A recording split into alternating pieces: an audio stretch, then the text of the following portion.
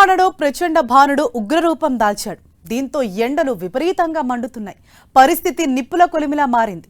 తెలంగాణలోని దాదాపు అన్ని జిల్లాల్లో 40 డిగ్రీలకు పైబడిన ఉష్ణోగ్రతలు నమోదయ్యాయి. జగిత్యాల, కుమ్రంభీం, ఆసిఫాబాద్, మంచిర్యాల, కరీంనగర్ జిల్లాలోని పలు మండలాల్లో 44 డిగ్రీలకు పైగా ఉష్ణోగ్రతలు నమోదయ్యాయి.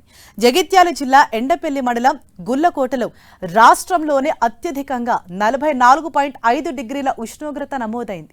జగిత్యాల, ఆసిఫాబాద్, పెద్దపల్లి, కరీంనగర్, రాజన్న సిరిసిల్ల, నాగర్ కర్నూల్, నిజామాబాద్, కామారెడ్డి తదితర జిల్లాల్లోని పలు ప్రాంతాల్లో 43 డిగ్రీలకు పైగా ఉష్ణోగ్రతలు రికార్డయ్యాయి.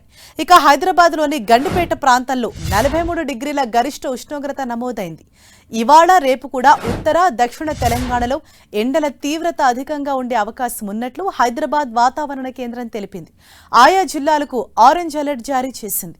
ఇవాల్టి నుంచి 3 రోజులు గరిష్ట ఉష్ణోగ్రతలు మరింత పెరుగుతాయని వెల్లడించింది.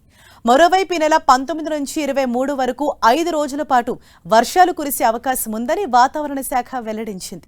దిగువ స్థాయి గాలుల్లో మార్పు, క్యుములోనింబస్ మేఘాలు, ద్రోణి ప్రభావాలతో వర్షాలు కురుస్తాయని పేర్కొంది.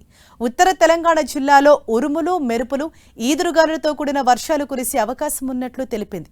వడగండ్లు కూడా పడే అవకాశం ఉన్నట్లు పేర్కొంది. ఇక ఎండల తీవ్రతతో వడదెబ్బకు గురై రాష్ట్రంలో 2 ప్రాణాలు కోల్పోయారు. జోగులాంబ గద్వాల జిల్లా ఐజా మండలంలోని తూముకుంటకు చెందిన కురువ మల్లన్న ఉదయం పొలం పని చేసుకుని ఇంటికి తిరిగొచ్చాక అస్వస్థతకు గురయ్యారు. వెంటనే ఆసుపత్రికి తరలించగా చికిత్స పొందుతూ మరణించాడు. మల్లన్న మరణ వార్త విని అతని తల్లి రంగమ్మ సొమ్మసిల్లిపోయి ప్రాణాలు కోల్పోయారు.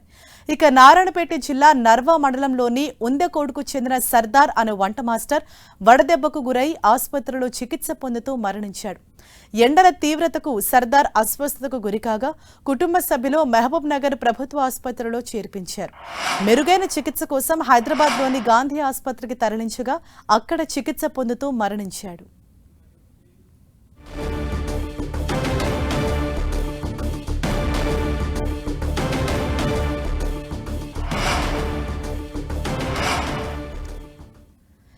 తెలంగాణలో భానుడు తన ప్రతాపాన్ని చూపిస్తున్నారు. ఇప్పటికే పలు ప్రాంతాల్లో ఉష్ణోగ్రతలు 40 డిగ్రీలకు దాటి నమోదవుతూ ఉన్నాయి. దీని దెబ్బతోటి వడదెబ్బతో 2 మృతి చెందిన ఘటన తీవ్ర కలకలం రేపుతోంది. అయితే రాబోయే రోజుల్లో ఉష్ణోగ్రతలు మరింత పెరిగే అవకాశం ఉంది కాబట్టి ప్రజలంతా కూడా చాలా అప్రమత్తంగా ఉండాలి.